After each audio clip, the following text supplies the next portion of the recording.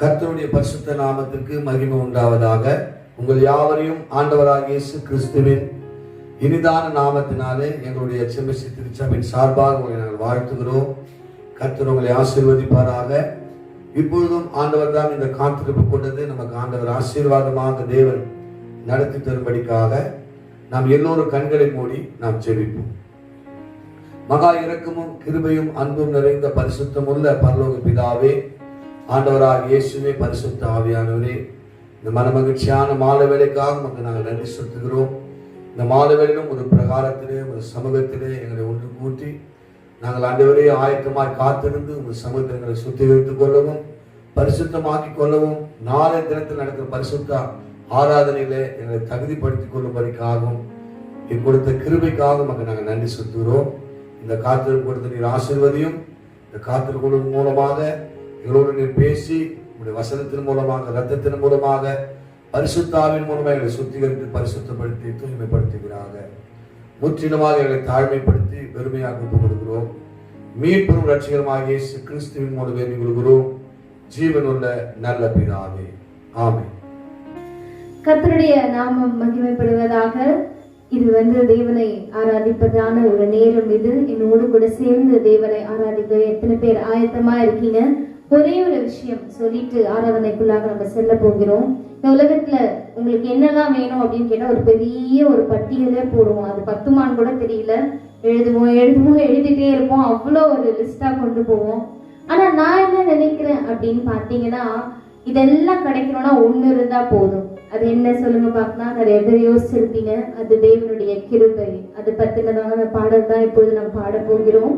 உன் கிருபை எனக்கு போதும், உன் கிருபை எனக்கு போதும், உங்கள் கிருபை மட்டும் போதும் பாடு. இந்த பாடலை பாட போறோம். என்னோட கூட சேர்ந்து பாடி என்னுடைய நாமத்தை நாம் மகிமைப்படுத்துவோம்.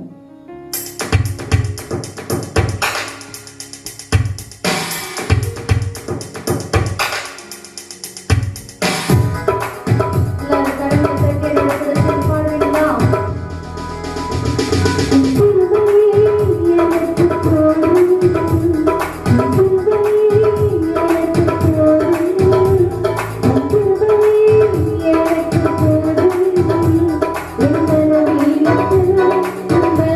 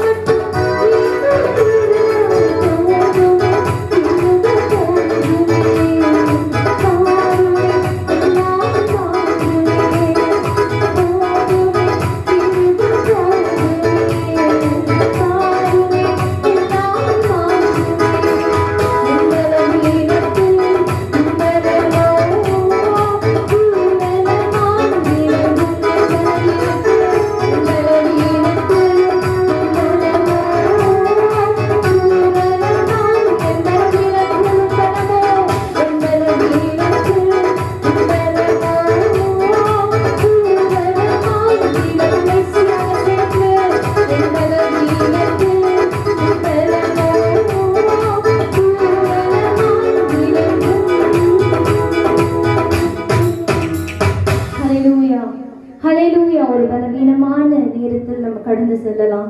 சுற்றி நடக்கிற காரியங்கள் ஒரு விதத்துல நமக்கு கலக்கத்தை ஏற்படுத்தலாம். என்னடா இது எவ்வளவு நாள் இப்படியே போயிட்டு இருக்கும் அப்படின்னு சொல்லிட்டு நான் முன்பே உங்களுக்கு சொல்லியிருந்தேன். அதனாலதான் இந்த வாட்டி வாக்குத்தத்தம் எப்படி வந்துருச்சு போல, கர்த்தருக்கு காத்திருக்கிறவர்களோ புது பலன். ஸோ நீங்க காத்திருங்க.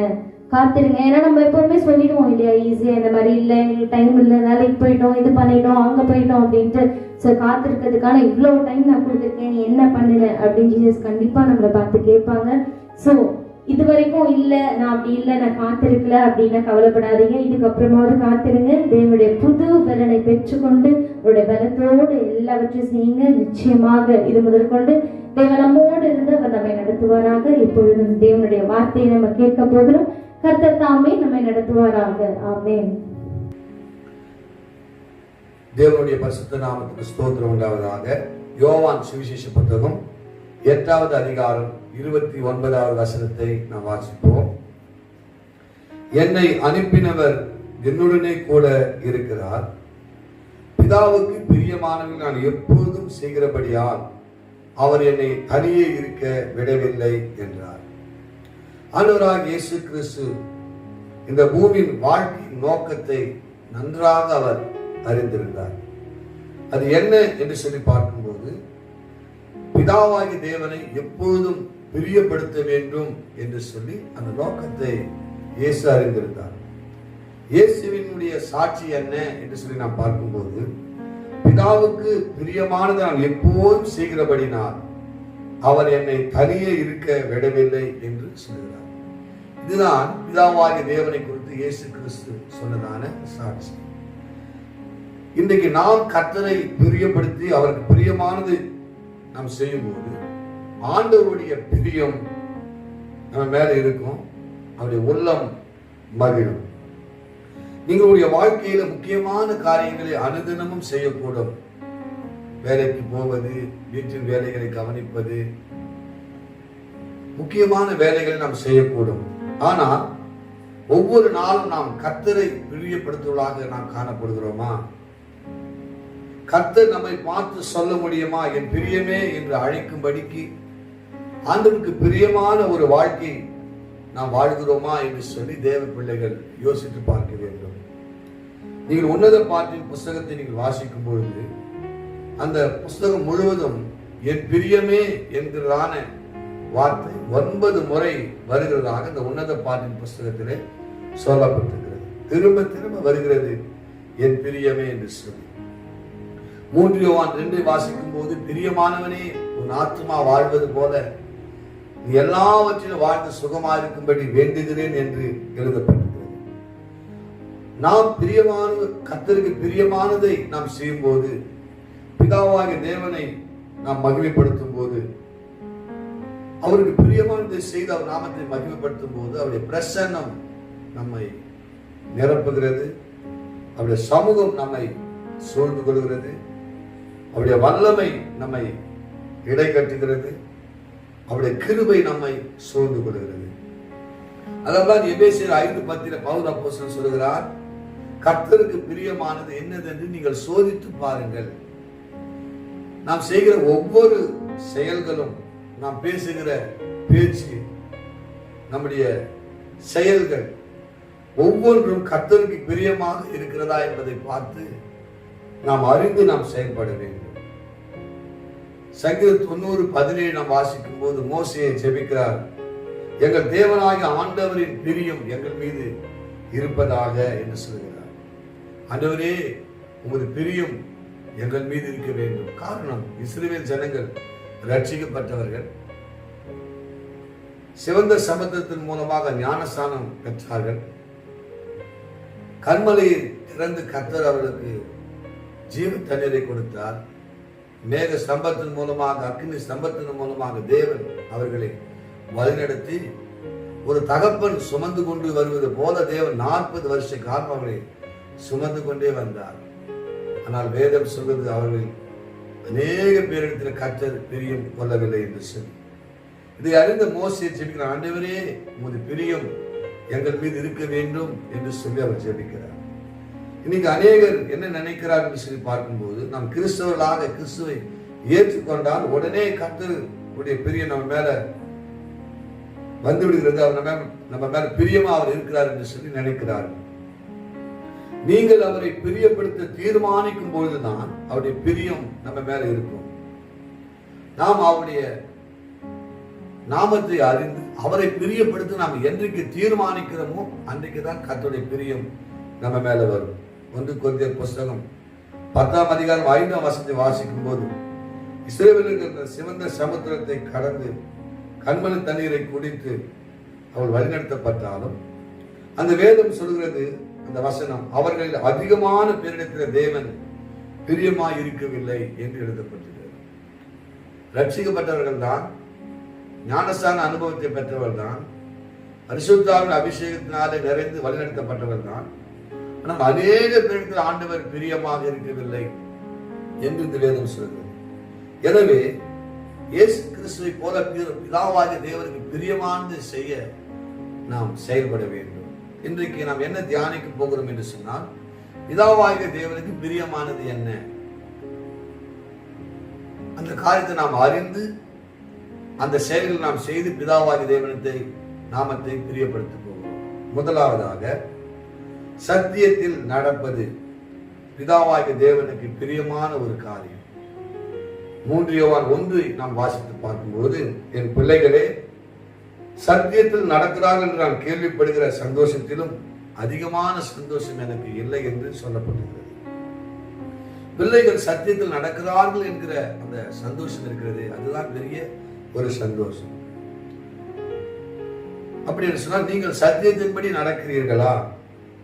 வேதம் சொல்லுகிற எல்லா ஆலோசனைகளுக்கும் கட்டளைகளுக்கும் நாம் கீழ்ப்படுகிறோமா? சத்திய வேத வசனத்தில் இரவும் பகலும் தியானமா இருக்கிறீர்களா? இப்படிப்பட்ட காரியம் நாம் செய்யும் போது, அப்போது உங்களை பார்த்து பிதாவாகி தேவன் மகிழ்ச்சி அடைவார். உங்கள் மேல் அவருடைய பிரியம் காணப்படும். நீதிமொழியின் புஸ்தகம் 23ஆம் அதிகாரம் 23, 24 சொல்கிறது, சத்தியத்தை வாங்கு, அதை விற்காதே, அப்படியே ஞானத்தையும் உபதேசத்தையும் புத்தியையும் வாங்கு. நீதிமானுடைய தகப்பன் மிகவும் களி கூறுவான், ஞானமுள்ள பிள்ளையை பெற்றவள் மகிழ்வார். கர்த்தருடைய பிரியம் சத்தியத்தின்படி நடக்கிற மேல் இருக்கிறது. தேவனுடைய நாமத்துக்கு ஸ்தோத்திரம் உண்டாவதாக. நாம் சத்தியத்தின்படி நடந்தால் அவருடைய பிரியம் நம்ம மேல இருக்கும். சத்தியம் என்று சொன்னால் என்ன? இயேசுவே சத்தியம். யோவான் 14:6 சொல்கிறது, நானே வழியும் சத்தியமும் ஜீவனமாய் இருக்கிறேன் என்று இயேசு சொல்லுகிறார். சத்தியம் என்று சொன்னால் என்ன? வேத வசனமே சத்தியம். யோவான் 17:17 சொல்கிறது, உங்களுடைய சத்தியத்தினால் அவரை பரிசுத்தமாக்கும், உங்களுடைய வசனமே சத்தியம் என்று சொல்லு. இயேசு சொல்லுகிறார், என்னால் அன்றி வேறு ஒருவராலும் பிதாவிடத்தில் ஒருவன் வர முடியாது. எனவேதான் அவர் காட்டுகிற வழியின்படி நாம் நடக்க வேண்டும். சங்கீதம் 119:1 சொல்கிறது, கர்த்தருடைய சக்தி வேதத்தின்படி நடக்கிற உத்தம மார்க்கத்தார் பாக்கியவான்கள். அப்போ நாம் சத்தியத்தின்படி வேத வசனத்தின்படி அவருடைய ஆலோசனைப்படி அவருடைய கட்டளைப்படி நாம் நடக்கும்போது பிதாவாகிய தேவனுடைய பிரியம் நம்ம மேல இருக்கும். இந்த சத்தியத்தினால ஏராளமான ஆசீர்வாதங்கள் நமக்கு உண்டு. யோவான் 8:32 சொல்லுகிறது, சத்தியத்தையும் அறிவீர்கள், சத்தியம் உங்களை விடுதலையாகும். ஒரு மனுஷன் எப்போது விடுதலையாகிறான்? அவன் சத்தியத்தை அறியும் போதுதான். இயேசுவை அறியும் போது, வேத வசனத்தை அறிந்து கொள்ளும் போது அவனுக்கு விடுதலை உண்டாகிறது. இந்த சத்தியத்தினாலே பரிசுத்தமாக்கப்படுகிறோம். யோவான் 17:17 அதுதான் சொல்லுகிறது. அவருடைய வசனமே சத்தியம்.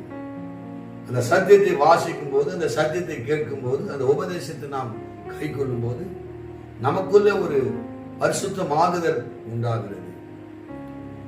எபேசியர் 6:14 சொல்கிறது, சத்தியம் என்ன கச்சை உங்கள் அறையில கட்டினவராய் நில்லுங்கள்.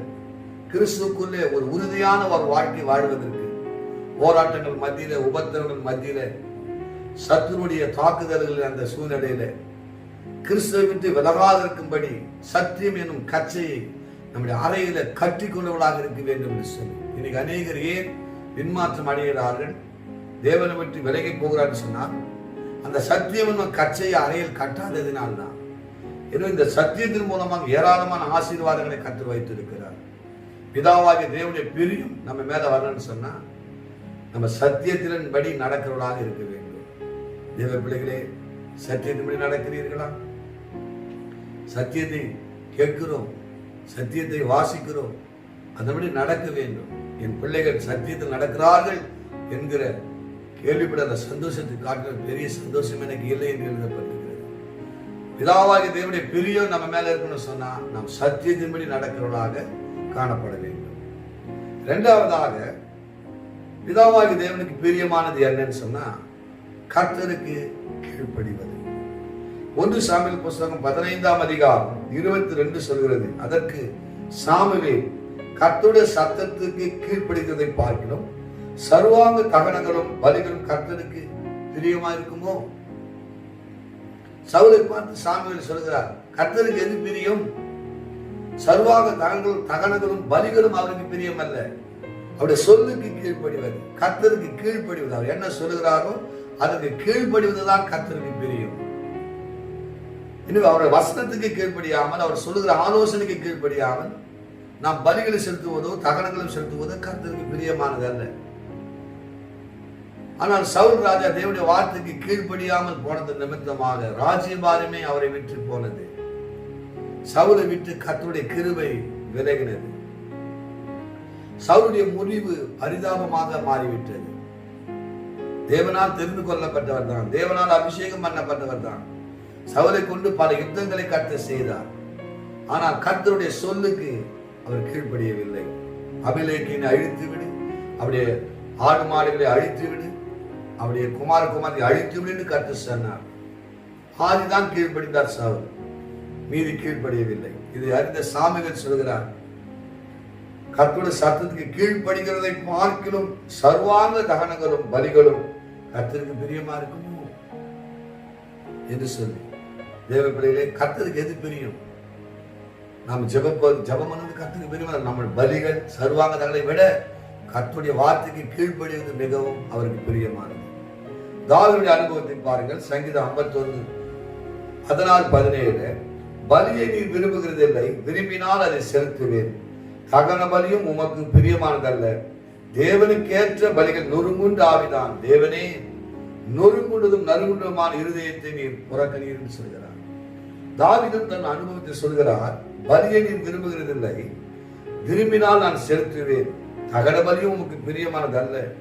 அப்ப தேவன் விரும்புகிற பலி என்ன? தேவனுக்கேற்ற பலிகள் நொறுங்குண்ட ஒரு ஆவி, நறுங்குண்ட ஒரு இருதயம், அதுதான் கர்த்தருக்கு பிரியம் என்று சொல்லுகிறார். சாலமோனுடைய அனுபவத்தை பாருங்கள். நீதிமொழி 23 பலியிடுவதை பார்க்கிறோம், நீதியும் நியாயம் செய்வதே கர்த்தருக்கு பிரியம்.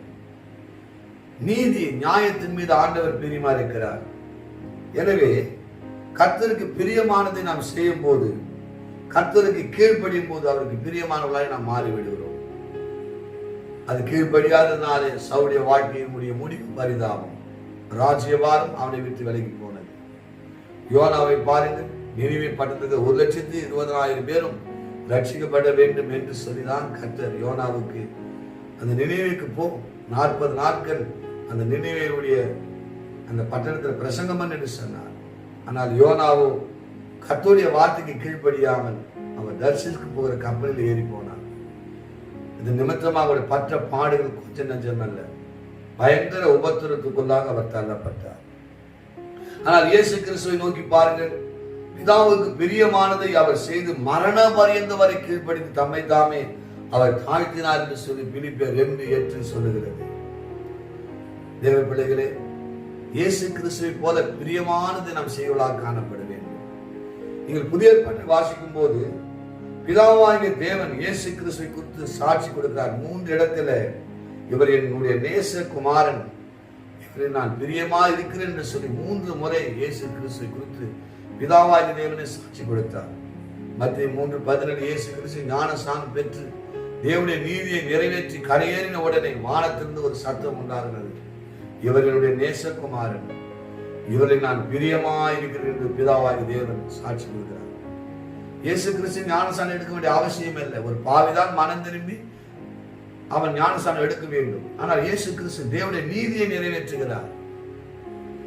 இதை அறிந்த பிதாவாகி தேவன் சாட்சி கொடுக்கிறார். மத்திய 17ஆம் அதிகாரத்தில் மறுரூப மலையில இயேசு கிறிஸ்துவின் சிலுவை பாடு மரணத்தை குறித்து மோசே எலியா இயேசு கிறிஸ்துவோடு கூட பேசிக் கொண்டிருக்கும் போது அங்கேயும் பிதாவாகிய தேவன் இவர் என்னுடைய நேசகுமாரன், இவரை நான் பிரியமா இருக்கிறேன் என்று சொல்லி அவரை குறித்து தேவன் சாட்சி கொடுக்கிறதை நாம் பார்க்கிறோம். யோவான் 12ஆம் அதிகாரம் 27, 28 வாசித்து பாருங்கள். பிதா கொடுத்த பாத்திரத்தில் பானம் பண்ணும்படி இயேசு கீழ்ப்படிந்து ஒப்பு கொடுத்து, பிதாவே உமது நாமத்தை மகிமைப்படுத்தும் என்றார். அப்போது மகிமைப்படுத்தினேன், இன்னமும் மகிமைப்படுத்துவேன் என்கிற சத்தம் வானத்திலிருந்து உண்டானது. பிதாவாகிய தேவன் இந்த பாத்திரத்தில் பானம் பண்ண வேண்டும், சிலுவைக்கு போக வேண்டும், அப்போதான் உலகத்தில் ரட்சிப்பு உண்டாகும். இயேசு கிறிஸ்துக்கு அது விருப்பம் அல்ல. அதனால்தான் கெத்செமனே தோட்டத்தில் இயேசு ஜெபிக்கிறார், பிதாவே இந்த பாத்திரம் என்னை விட்டு நீங்க கூடுமானால் நீங்கும்படி செய்யும், ஆகிலும் என்னுடைய சித்தத்தின்படி அல்ல உம்முடைய சித்தத்தின்படி ஆக கிடவது என்று 3 முறை ஜெபம் பண்ணினார். ஆனால் பிதாவின் சித்தம் என்ன? இயேசு கிறிஸ்து அந்த பாத்திரத்தில் பானம் பண்ண வேண்டும். உலகத்துடைய மொத்த பாவம் இயேசு மேல் வர வேண்டும். அப்போது பிதாவின் முகம் மறைக்கப்படும். அப்போதான் மனுஷனுக்கு ரட்சிப்பு. எனவே இயேசு கிறிஸ்து அந்த பாத்திரத்தில் பானம் பண்ண விரும்பவில்லை. ஆனாலும் பிதாவின் சித்தத்தை அறிந்து மனப்பூர்வமாய் தன்னை ஒப்பு கொடுத்தார். 3 மணி நேரம் பிதாவுக்கும் இயேசு கிறிஸ்துவின் தொடர்பு துண்டிக்கப்பட்டது. பூமி எங்கும் அந்தகாரம் உண்டானது. பிறகுதான் பிதாவுடைய முகம் தெரிந்தது. அதனால்தான் என் தேவனே ஏன் என்னை கைவிட்டு சொல்லி இயேசு சிலுவையிலே கதறினார். இயேசு கைவிடப்பட்டபடினாலே இன்னைக்கு நாம் எல்லோரும் சேர்க்கப்பட்டிருக்கிறோம் பிதாவிடத்திலே. தேவ பிள்ளைகளே, இயேசு கிறிஸ்து இந்த பூமியில வந்த நாட்களிலே அவருடைய நோக்கம் பிதாவாகிய தேவனை எப்போதும் பிரியப்படுத்திக் கொண்டே இருக்க வேண்டும் என்று சொல்லி நாமத்துக்கு ஸ்தோத்திரம் உண்டாவதாக. எனவே நம்முடைய ஒவ்வொரு சிந்தனைகளும் ஒவ்வொரு ஜபங்களும் கவனித்துக் கொண்டே இருக்கிறார் பிதாவாகிய தேவன். நீங்க 100க்கு 100 கீழ்ப்படிந்தால் 100க்கு 100 ஆண்டவருடைய பிரியம் நம்ம மேல இருக்கும். எனவே கர்த்தருக்கு பிரியமானது என்ன என்று சொல்லி நாம் பார்க்கும்போது, முதலாவது சத்தியத்தில் நடப்பது கர்த்தருக்கு பிரியம். இரண்டாவது கர்த்தருக்கு கீழ்ப்படிவது பிதாவாகிய தேவனுக்கு பிரியம். கர்த்தருக்கு கீழ்ப்படிந்து நடக்கிறோமா? இன்னைக்கு ஒப்பு கொடுக்க வேண்டும். மூன்றாவது பிதாவாகிய தேவனுக்கு பிரியமானது என்ன? ஆவியோடு கர்த்தரை ஆராதிப்பது. யோவான் 4ஆம் அதிகாரம் 24 சொல்கிறது, தேவன் ஆவியா இருக்கிறார், அவரை ஆவியோடும் உண்மையோடும் தொழுது கொள்ள வேண்டும். தேவன் ஆவியா இருக்கிறார். அதனால் தேவனை ஆராதிக்கும் போது ஆவியோடும் நாம் ஆராதிக்க வேண்டும், உண்மையோடும் நாம் ஆராதிக்க வேண்டும். ஆவியில தேவனை ஆராதிப்பதுதான் கர்த்தருக்கு பிரியம். சங்கீதம் 69, 30, 32 வாசிக்கும் போது, தேவனுடைய நாமத்தை பாட்டினால் துதித்து அவரை ஸ்தோத்திரத்தினால் மகிமைப்படுத்துங்கள். கொம்பும் விரி குழம்பும் உள்ள கால எருதுகளை பார்க்கிலும் இதுவே கர்த்தருக்கு பிரியமாயிருக்கும். அல்லேலூயா, தேவனுடைய நாமத்துக்கு ஸ்தோத்திரம். எது கர்த்தருக்கு பிரியம்? அவருடைய நாமத்தை பாட்டினால் துதித்து அவரை ஸ்தோத்திரத்தினால் மகிமைப்படுத்த வேண்டும். கொம்பும் விரி குழம்புள்ளவை கால எருதுகளை பார்க்கிலும் கர்த்தருக்கு பிரியமானது. அப்ப ஆவியோடு உண்மையோடு கர்த்தரை பாடி ஸ்தோத்திரித்து அவர் நாமத்தை மகிமைப்படுத்தி நாம் உயர்த்தும் போது அது பிதாவாகிய தேவனுக்கு அது மிகவும் பிரியமான காரியமாக இருக்கிறது. இந்த ஆராதனை நேரம் தான் கர்த்தரை சந்திக்கிறதான ஒரு நேரம். எப்போது கர்த்தரை நாம் சந்திக்க முடியும் என்று சொன்னால் ஆராதனை நேரம். உபாகம் 4:7 தான் சொல்கிறது, நாம் எப்போதெல்லாம் நாம் தேவனை தொழுது கொள்கிறோமோ அப்போதெல்லாம் தேவன் நமக்கு சமீபமாய் வருகிறார் என்று வேதம் சொல்கிறது. ஆராதிக்கும் போது தேவன் நம்மை சந்திக்க வருகிறார். அந்த நேரம் உங்கள் மத்தியிலே அவர் வருவார். எனவே நம்முடைய ஆராதனைகளும் நம்முடைய ஜபங்களும் வேண்டுதல்களும் கர்த்தருடைய இருதயத்தை தொடுகிறதாக இருக்க வேண்டும்.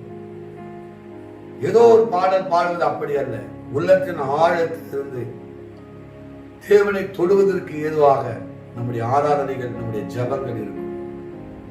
அப்படி இருக்கும்போது கர்த்தர் மகிமைப்படுவார், பிரசன்னம் நம்மை நிரப்பும். அந்த ஆராதனையோட பிரசனத்தை உணர வேண்டும். அதிகாலையில் எழுந்து நாம் ஜெபிக்கும் போது, தேவனை ஆராதிக்கும் போது அவருடைய தொடுதல் இருக்க வேண்டும். அப்போதுதான் ஒரு தெய்வீக ஒரு அந்த வல்லமை நமக்கு வெளிப்படும். ஒவ்வொரு நாளும் நீங்கள் ஆவியோடும் ஆராதிக்கும் போது, ஆவியோடு ஜெபிக்கும் போது அது கர்த்தருக்கு பிரியமான ஒரு காரியமாக அது இருக்கிறது. அப்போது உண்மையிலேயே கர்த்தர் நம்ம மேல அவர் பிரியமா இருப்பார். தேவனை பிரியப்படுத்துகிறோமா? இயேசு கிறிஸ்து பாருங்க, மார்க் 1:32 அவர் அதிகாலையில் இருட்டோடு எழுந்து சென்று வனாந்திரத்தில் போய் அங்கே போய் அவர் தனித்து ஜெபம் பண்ணினார். இந்த நாட்கள் ஜெபத்திற்கு நல்ல ஒரு அனுகூலமான நாட்களா இருக்கிறது. இப்போதுதான் எல்லோரும் நன்றாக தூங்கி கொண்டிருக்கிறார்கள். தினந்தோறும் கர்த்தரை தேடுகிறோமா? ஜெபத்துல காலையிலேருந்து துதி சத்தம், பாடல் சத்தம் கேட்கிறதா? அப்படி நீங்கள் செய்து பாருங்கள். அப்படி பிரசன்னம் உங்களை நிரப்பும். அந்த நாளுக்கு தேவை எல்லா விதமான போராட்டங்களுக்குரிய பலனை கற்றுக் கொடுப்பார். அந்த நாளை ஜெயமுள்ள நாளாக கற்று மாற்றுவார். 4வது கர்த்தருக்கு பிரியமானது என்ன? உத்தம குணம். பிதாவாகிய தேவனுக்கு பிரியமானது. 1 புஸ்தகம் 29ஆம் அதிகாரம் 17 தாவீது சொல்லுகிறார், என் தேவனே, நீர் இருதயத்தை சோதித்து உத்தம குணத்தில் பிரியமாயிருக்கிறேன் என்பதை அறிவேன். இவையெல்லாம் நான் உத்தம இருதயத்தோடு மனப்பூர்வமாய் நான் கொடுத்தேன் என்று சொல்லுகிறார். உத்தம குணம் உள்ளவர்கள், கர்த்தருக்கு பிரியமானவர்கள். அதனால்தான் கர்த்தர் தாவீதுக்கு, ஆண்டவர் தாவீதை பார்த்து சொல்லி, அவன் எனக்கு மிகவும் பிரியமானவன், எனக்கு சித்தமானதெல்லாம் அவன் செய்வான்னு சொல்லி தாவீதை குறித்து சாட்சி கொடுக்கிறார். அவன் ஆலயத்துக்கு கொடுத்த அந்த காணிக்கெல்லாம் எப்படி உத்தம இருதயத்தோடு கர்த்தருக்கு அவன் கொடுத்தானா? அப்ப தேவன் நம்முடைய இருதயத்தை சோதித்து பார்க்கிறார். நாம் உத்தம குணத்தில் இருக்கிறோமா என்பதை அவர் அறிந்து அந்த உத்தம குணத்தோடு இருக்கிற பிள்ளைகள் மீது ஆண்டுடைய பிரியம் வருகிறது. ஆதியாகமம் 17:1 சொல்லும் போது ஆபிரகாமை பார்த்து பிதாவாகிய தேவன் சொல்கிறார், சர்வ வல்லமுள்ள தேவன், எனக்கு முன்பதாக நீ உத்தமனாயிரு. 99 வயது இந்த வார்த்தையை சொல்லும் போது ஆபிரகாமுக்கு 99 வயது. 99 வயதில் இருக்கும் போது கர்த்தர் சொல்றார், எனக்கு முன்பதாக நீ உத்தமனாயிரு ஆபிரகாமே. அப்ப ஆண்டவர் இருதயத்தை சோதித்து உத்தம குணத்தை பார்க்கிறார். யோபு 1:8 பார்க்கும் போது யோபுவை குறித்து கர்த்தர் சாட்சி கொடுக்கிறார். யோபு உத்தமன், சன்மார்க்கன், தேவனுக்கு பயப்படுகிறவன், பொல்லாப்புக்கு விலகுகிறவன், அவனை போல ஒரு மனுஷன் இந்த பூமியில இல்லை என்று சொல்லி அப்படி உத்தம குணத்தை குறித்து ஆண்டவர் சாட்சி கொடுக்கிறதை நாம் பார்க்கிறோம். இந்த உத்தம குணத்துடைய விசேஷம் என்ன என்று சொல்லி பார்த்தால், இந்த உத்தம குணம் இருந்தால் அவருடைய வாயிலே கபடு இருக்காது. கபடு என்று சொன்னால் முன்னொன்று பேசி பின்னால் ஒன்றை பேச மாட்டார். அப்படிதான், அதான் கபடு.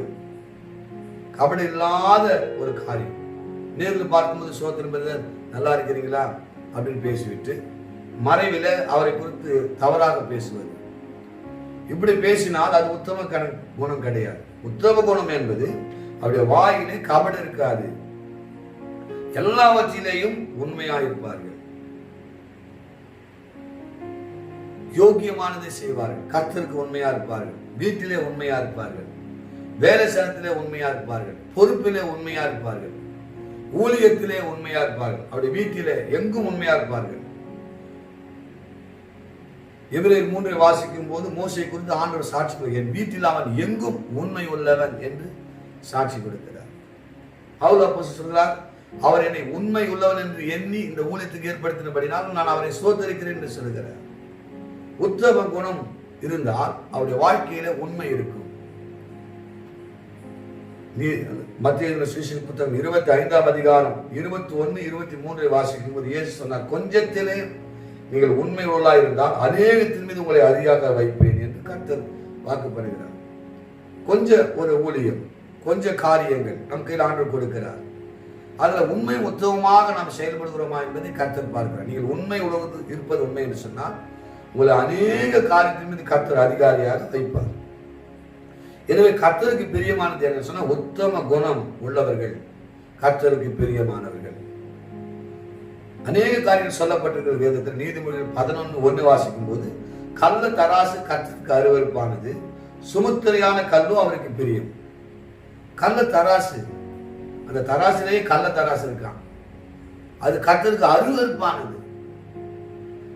ஆனால் சுமத்திரியான நிறைக்கல்லோ கரெக்டா இருக்கிறது, அது கர்த்தருக்கு பிரியம்.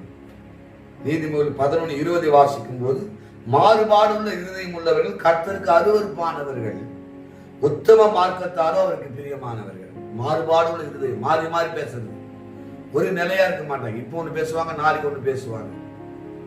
இருதயம் அப்படித்தானே, அது திருக்குள்ளது, மகா கேடுள்ளது. எரேமியா 17 சொல்லுகிறது. அதை அறியத்தக்கவன் யார்? யாரும் அறிய முடியாது. ஒரு மனுஷனுடைய இருதயத்தில் இருக்கிறத நாம் அறிய முடியாது, கர்த்தர் தான் அறிவார். நம்முடைய இருதயம் மாறுபாடு உள்ள இருதயமா இருக்கக்கூடாது, திருக்குள்ளதும் கேடு உள்ளதுமாக இருக்கிறது. அதை அறியத்தக்கவன் யார்? யாரும் அறிய முடியாது. ஆனால் தேவனோ இருதயத்தை சோதித்து பார்க்கிற தேவனாக அவர் இருக்கிறார். எனவே கர்த்தருக்கு பிரியமானது என்ன என்பதை யோசித்து பார்க்க வேண்டும். நீதிமொழிகள் புஸ்தகம் 12:22 வாசிக்கும் போது, பொய் உதடுகள் கர்த்தருக்கு அருவருப்பானவைகள், உண்மையாய் நடக்கிறவர்களோ அவருக்கு பிரியும். இந்த வசனம் என்ன சொல்லுது? பொய் பேசினா அது கர்த்தருக்கு பிடிக்காதுன்னு சொல்லல, அருவருப்பானது. அப்ப தேவ பிள்ளைகள், ஊழியக்காரர்கள் உண்மைதான் பேச வேண்டும். பொய்க்கு பிதா சாத்தான். ஒருவர் பொய் பேசுகிறான் என்று சொன்னால், பொய் சொல்கிறான் என்று சொன்னால், அவன் சாத்தானாலே வழிநடத்தப்படுகிறான். பொய் உதடுகள் கர்த்தருக்கு அருவருப்பானவைகள். பொய் பேசக்கூடாது, உண்மையை உண்மை என்று சொல்ல வேண்டும். உண்மையாய் நடக்கிறவர்கள் தான் அவருக்கு பிரியம். வீட்டிலே உண்மை, கணவன் மனைவிக்குள்ளே உண்மை, ஊழியத்திலே உண்மை, தொழிலிலே உண்மை, வியாபாரத்திலே உண்மை, எல்லாவற்றிலும் உண்மையாயிருப்பது. உண்மையுள்ள மனுஷன் பரிபூர்ண ஆசீர்வாதங்களை பெறுவார் என்று எழுதப்பட்டிருக்கிறது. எனவே பொய் உதடுகள் கர்த்தருக்கு அருவருப்பானவைகள், உண்மையானவர்களோ கர்த்தருக்கு பிரியும். இன்னொரு வேதவசனத்தை பார்க்கலாமா? நீதிமொழிகள் 15:8 பாருங்க. துன்மார்க்குடைய பலி கர்த்தருக்கு அருவருப்பானது, செம்மையானவனுடைய ஜெபமும் கர்த்தருக்கு பிரியமானது. அப்போ துன்மார்க்கமே வாழ்ந்து கொண்டு பலி செலுத்தினால் அந்த பலி கர்த்தருக்கு அருவருப்பான ஒரு பலி. செம்மையானுடைய ஜெபம், நம்முடைய ஜெபம் கர்த்தருக்கு பிரியமா இருக்கிறதா? அப்படி நம்ம ஜெபம் கர்த்தருக்கு பிரியமா சொன்னபடியே அந்த செம்மையான வழிமுறைகளாக நடக்க வேண்டும். அதான் கர்த்தருக்கு பிரியம். எவ்வளவு காரியங்கள் சொல்லப்பட்டிருக்கிறது. கள்ள தராசு கர்த்தருக்கு அருவருப்பானது, மாறுபாடு கொண்ட இருதயம் கர்த்தருக்கு அருவருப்பானவர்கள், பொய் உதடுகள் கர்த்தருக்கு அருவருப்பானது, துன்மார்க்குடைய பலி கர்த்தருக்கு அருவருப்பானது. இதெல்லாம் இருக்கு, அருவருப்பானது. ஆனால் சுமத்திரியான கல்லோ கர்த்தருக்கு பிரியம், உத்தம மார்க்கத்தாரோ கர்த்தருக்கு பிரியமானவர்கள், உண்மையாய் நடக்கிறவர்கள் கர்த்தருக்கு பிரியமானவர்கள், செம்மையானுடைய ஜெபம் கர்த்தருக்கு பிரியமானது. நான் ஜெபிக்கிறேன், நீங்கள் செம்மையானவர்களாக தான் உங்க ஜெபம் கர்த்தருக்கு பிரியமானது, இல்லைன்னா அந்த ஜெபம் கர்த்தருக்கு அருவருப்பானது. சங்கீதம் 147:11 சொல்லுது, தமக்கு பயந்து தமது கிருபைக்கு காத்திருக்கிறவனே கர்த்தர் பிரியமா இருக்கிறார். யார் மீது கர்த்தர் பிரியமா இருக்கிறார்? நமக்கு பயந்து, அவருக்கு பயந்து அவருடைய கிருபைக்கு காத்திருக்கிறவர் மேல் கர்த்தர் பிரியமா இருக்கிறார். காலைதோறும் அவருடைய கிருபைகள் புதிதானவா இருக்கிறது, அவருடைய இரக்கங்களுக்கு முடிவே இல்லை. புது கிருபை தருகிறார் காலையில் எழுந்த உடனே. இன்னைக்கு அநேக பேர் பாருங்க, அந்த கிருபையை போக்கடிக்கிறார். மாயை பின்பற்றுகிறவர்கள் தங்களுக்கு வரும் கிருபையை போக்கடிக்கிறார்கள் என்று சொல்லி யோனா சொல்லுகிறார். தேவ பிள்ளைகளே, ஒவ்வொரு நாளும் புதிய கிருபை காற்றல் கொடுக்கிறார். அவருக்கு பயந்திருக்கிற பிள்ளைகள் காலையில் எழுந்து அந்த கிருபையை பெற்றுக் கொள்ள வேண்டும். யார் அதிகாலையில் எழுந்து அவருடைய கிருபையை பெற்றுக் கொள்கிறார்களோ அவர்கள் மீது கர்த்தர் பிரியம் வைக்கிறார். ஐந்தாவதாக, பிதாவாகிய தேவனுக்கு பிரியமானது என்ன? பொறுமையோடு பாடுகளை, உபத்திரவங்களை சகிப்பது. 1 பேதுரு 2:20 சொல்லுது, நீங்கள் நன்மை செய்து பாடுபடும் போது பொறுமையோடு சகித்தால் அதுவே தேவனுக்கு முன்பதாக பிரிதியாயிருக்கிறது என்று எழுதப்பட்டிருக்கிறது. துயரமான நேரங்களிலே, பிரச்சனைகள் மத்தியிலே நாம் எப்படி நடந்து கொள்கிறோம்? கர்த்தருக்காக பாடுகளை பொறுமையோடு சகிக்கும் போது அவர் நம்ம மேல பிரியமா இருக்கிறார் என்று எழுதப்பட்டிருக்கிறது. பாடுகள் மத்தியிலே, உபத்திரவத்தின் மத்தியிலே, பிரச்சனைகள் மத்தியிலே, எதிர்மறையான சூழ்நிலை மத்தியிலே அது பொறுமையோடு நாம் சகிக்கிறோமா? எப்படி நடந்து கொள்கிறோம்? அந்த சூழ்நிலையில கர்த்தருக்காக அந்த பாடுகளை பொறுமையோடு சகிக்கிறவர்கள் மீது கர்த்தர் பிரியம் வைக்கிறார். இயேசு சொன்னார் மத்திய 5ஆம் அதிகாரம் 11-12, என் நிமித்தம் உங்களை நிந்தித்து துன்பப்படுத்தி பலவிதமான தீமையான மொழிகளை உங்கள் பேர் பொய்யாய் சொல்வார்களானால், இயேசுவை ஏற்றுக்கொண்டது நிமித்தமாக, கர்த்தருடைய ஊழியத்தை செய்வது நிமித்தமாக, தேவனுடைய பிள்ளைகளாக நாம் இருப்பது நிமித்தமாக பலவிதமான தீமைகளை பொய்யாய் உங்கள் பேர் சொன்னால், சிலர் துன்பப்படுத்துறாங்க, நம்மள சொல்லாததை சொன்னு சொல்றாங்க, பேசாததை பேசன்னு சொல்றாங்க, பொய்யாய் சொல்வார்களானால் நீங்கள் பாக்கியவான்களாய் இருப்பீர்கள். சந்தோஷப்பட்டு களி கூறுங்கள், பரலோகத்தில் உங்கள் பலன் மிகுதியாயிருக்கும். உங்களுக்கு முன்னிருந்த தீர்க்கதரிசிகளையும் அப்படியே துன்பப்படுத்தினார்களே என்று இயேசு சொல்லுகிறார். அநேக பரிசுத்தவான்கள், அநேக தீர்க்கதரிசி இப்படிதான் துன்பப்படுத்தினார்கள். சொல்லாததை சொன்னதாக, செய்தாததை செய்ததாக துன்பப்படுத்தி பலவிதமான தீர்த்து பொய்யான காரியங்களை சொன்னாங்க. அவங்கெல்லாம் பொறுமையோடு சகித்தார்களே. நீங்களும் பொறுமையோடு கர்த்தருக்காக பாடுகளை சகிக்கும் போது ஆண்டவருடைய பிரியம் நம்ம மேல இருக்கும். ஆனா நாம பாருங்க, நான் பேசாதது பேசுன்னு சொல்லிட்டா உடனே சண்டைக்கு போயிடுவோம். நான் சொல்லவே சொல்ல, எப்படி நீங்க சொல்லலாம் அப்படின்னு சொல்லுவோம். அது நமக்கு தெரியும், நம்ம சொல்லல, நம்ம பேசல, நம்ம அப்படி நடக்கல, நமக்கு தெரியும். ஆனா கர்த்தருக்காக அதை சகிக்கும் போது அப்போது தேவனுடைய பிரியம் நம்ம மேல வரும். மத்திய 5:10 பாருங்க, சொல்கிறார், நீதி நிமித்தம் துயரப்படுகிறவர்கள் பாக்கியவான்கள், பரலோக ராஜ்யம் அவருடையது. நீதியான வாழ்க்கை வாழ்வது நிமித்தமாக துயரம் வரும். இயேசு அப்படிப்பட்டவர்கள் பாக்கியவான்கள், பரலோகத்திலே ராஜ்யம் அவருடையதாக இருக்குதுன்னு சொல்கிறார். இயேசுடைய பாடுகளையும் அந்த துன்பங்களையும் நாம் நினைத்துக் கொள்ள வேண்டும். நம்முடைய வாழ்க்கையில் உபத்திரங்கள் வரும்போது, பாடுகள் வரும்போது, நிந்தைகள் வரும்போது, நெருக்கங்கள் வரும்போது, அவமானங்கள் வரும்போது, இக்கட்டு வரும்போது இயேசுவை நினைத்துக் கொள்ளுங்கள். எபிரேயர் 12:2 சொல்கிறது, அவர் தமக்கு முன் வைத்திருந்த சந்தோஷத்தின் பொருட்டு அவமானத்தை எண்ணாமல் சிலுவையை சகித்து தேவனுடைய சிங்காசனத்தில் வலது பாகத்தில் வீற்றிருக்கிறார் என்று சொல்லப்படுகிறது. நீங்கள் பாடுகளை சகித்தால், இன்றைக்கு பாடுகளை அவருக்காக நீங்கள் சகித்தால் அவரோடு கூட நீங்கள் ஆளுகையும் செய்வீர்கள் என்று எழுதப்பட்டிருக்கிற வேதத்திலே.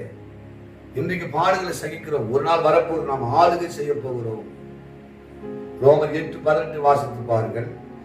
ஆனால் இக்காலத்து பாடுகள் இனி நம்மிடத்தில் வெளிப்படும் மகிமைக்கு ஒப்பிடத்தக்கவைகள் அல்ல என்று நான் எண்ணுகிறேன். ஒரு பாடுகள் இருக்கிறது, உபத்திரம், ஆனால் இனி வரப்போகிற மகிமைக்கு அது ஒப்பிடத்தக்கவைகள் அல்ல. எனவே உங்கள் கண்கள் ஆண்டவர் மீது இருக்கட்டும். அவருக்கு பிரியமானதை செய்து அவரை நீங்கள் சந்தோஷப்படுத்தி அவர் நாமத்தை மகிமைப்படுத்துங்கள். இயேசு கிறிஸ்து இந்த பூமியில் இருந்த நோக்கத்தை அவர் அறிந்தார். இன்னைக்கு தேவன் நம்மை ரட்சித்தார், நம்மை அபிஷேகம் பண்ணியிருக்கிறார், ஊழியத்தில் பயன்படுத்துகிறார், அவருடைய பிள்ளையாக நாம் இருக்கிறோம். இந்த பூமியில கர்த்தர் வைத்திருக்கிறார். அவர் நோக்கம் என்ன? பிதாவாகிய தேவனை நாம் பிரியப்படுத்த வேண்டும். அந்த நோக்கத்தை இயேசு நன்கு அறிந்திருந்தார். நான் எப்போதும் பிதாவாகிய தேவனத்தை நாமத்தின் அவரை நான் பிரியப்படுத்துகிறபடினாலே அவர் என்னோடு கூட இருக்கிறார், நான் தனியாக என்று சொல்லுகிறார். எனவே இந்த பூமிக்குரிய வாழ்க்கையில பிதாவாகிய தேவனை நாம் பிரியப்படுத்த வேண்டும். எப்படின்னு சொன்னால், சத்தியத்தின் படி நடப்பதன் நிமித்தமாக அவரை நாம் பிரியப்படுத்துகிறோம். அவருடைய பிரிய நம்ம மேல வரும். தேவனுக்கு கீழ்ப்படிவது நிமித்தமாக ஆண்டவருடைய பிரிய நம்ம மேல வரும். ஆவிய தேவனை ஆராதிக்கும் போது அவர் நம்ம மேல பிரியப்படுகிறார். உத்தம குணம் உள்ளவர்களாக நாம் காணப்படும் போது அவருடைய பிரிய நம்ம மேல இருக்கிறது. கர்த்தருக்காக பொறுமையோடு பாடுகளை சகிக்கும் போது கர்த்தர் பிரியப்படுகிறார். எபிரேயர் 11:6 சொல்கிறது, விசுவாசமும் இல்லாமல் கர்த்தருக்கு பிரியமா இருப்பது ஒரு கூடாத காரியம். விசுவாசம் என்பது நம்பப்படும் உறுதியும் காணப்படாத நிச்சயமா இருக்கிறது. நாம் தேவனை விசுவாசிக்க வேண்டும், வேதத்தை விசுவாசிக்க வேண்டும். அவர் விசுவாசிக்கும் போது அவருடைய பிரிய நம்ம மேல வருகிறது. 2 Corinthians 9:7 பாருங்க. உற்சாகமாய் கொடுக்கிற கர்த்தர் பிரியமா இருக்கிறார். கர்த்தருக்கு என்ற ஊழியத்துக்காக நம் காணிக்கைகளையும் தசமபாகங்களையும் கொடுக்கும் போது அவருடைய உள்ளம் பிரியப்படுகிறது. எனவே இதெல்லாம் பிதாவாகிய தேவனுடைய நாமத்தை பிரியப்படுத்துகிற காரியம். இயேசு எப்படி இந்த பூமியில பிதாவின் நாமத்தை மகிமைப்படுத்தி அவருக்கு பிரியமானபடி நடந்து கொண்டாரோ, அதே போல தேவ பிள்ளைகளாகிய நாம் சத்தியத்தின்படி நடந்து தேவனுடைய வார்த்தைக்கு கீழ்ப்படிந்து ஆவியோடு கர்த்தருக்கு ஆராதனை செய்து உத்தம குணமுள்ளவர்களாய் பொறுமையோடு பாடுகளை சகித்து விசுவாசத்தை காத்துக்கொண்டு உற்சாகமாய் கொடுப்பதன் மூலமாக கர்த்தரை நாம் பிரியப்படுத்த முடியும். அப்போது ஆண்டவருடைய பிரியம் நம்ம மேல இருக்கும். எனவே ஒவ்வொரு நாளும் அவரை பிரியப்படுத்துகிற ஒரு வாழ்க்கை வாழ கர்த்தர் நமக்கு பலம் தருவாராக. இந்த சத்தியத்தின்படி கர்த்தர் உங்களை ஆசீர்வதிப்பாராக. எப்போதும் கர்த்தரை பிரியப்படுத்துவதாக இருங்கள். அப்போது ஆண்டவருடைய பிரியம் உங்க மேல இருக்கும். ஜெபிப்போம். பரிசுத்தமுள்ள பரலோக பிதாவே, ஆண்டவராகிய இயேசு கிறிஸ்துவே, பரிசுத்த ஆவியானவர் நமக்கு நன்றி. இந்த காத்திருப்பு கொடுத்த ஆண்டவரே, பிதாவாகிய தேவனுக்கு பிரியமானது என்ன என்று சொல்லி அநேக காரியங்களை வேதத்தின் வாயிலாக நாங்கள் அறிந்து கொண்ட ராஜா. இயேசு கிறிஸ்துவே, நீர் பூமியில் வாழ்ந்த நாட்களிலே எப்பொழுதும் பிதாவுக்கு பிரியமானதை செய்தபடினாலே அவர் உம்மோடு கூட இருந்தார் என்று சொல்கிறேன். நாங்களும் பிதாவாகிய தேவனை பிரியப்படுத்துவதாக ஆண்டவரே எங்களை ஒப்புக் கொடுக்கிற ராஜா. சத்தியத்தின்படி நடப்பது, கர்த்தருக்கு கீழ்ப்படிவது, ஆவியோடு கர்த்தருக்கு ஆராதனை செய்வது, உத்தம குணத்தோடு இருப்பது, பொறுமையோடு பாடுகளை கர்த்தருக்காக சகிப்பது, விசுவாசமாய் இருப்பது, உற்சாகமாய் கொடுப்பது பிதாவாகிய தேவனுக்கு பிரியமான காரியம் என்று பேசினீரேன். இதெல்லாம் செய்த ஆண்டவர் உம்மை பிரியப்படுத்தவும் உம்முடைய பிரியத்தை நாங்கள் பெற்றுக்கொள்வோம் எனக்கு கிருபை தருவீராக. இந்த வசனத்தை கேட்ட ஒவ்வொருவரையும் நீர் ஆசீர்வாதத்தை கிருபைக்காக உங்களுக்கு நன்றி. எப்படி இயேசுவோடு கூட எப்போதும் நீர் இருந்தீரோ, பிதாவாகிய தேவனே எப்போதும் எங்கள் மீது ஆண்டவர் கவனமாக இருக்கும்படி பிரியத்தை எங்களுக்கு கொடுப்பீராக என்று நாங்கள் ஜெபிக்கிறோம். ஆசீர்வதியும் பலப்படுத்தும் பெரிய காரியத்தை செய்யும் மீட்பும் ரட்சகருமாகிய இயேசு கிறிஸ்துவின் மூலம் வேண்டிக் கொள்கிறோம் ஜீவனுள்ள நல்ல பிதாவே. எல்லாம் சேர்ந்து சொல்லுவோம்.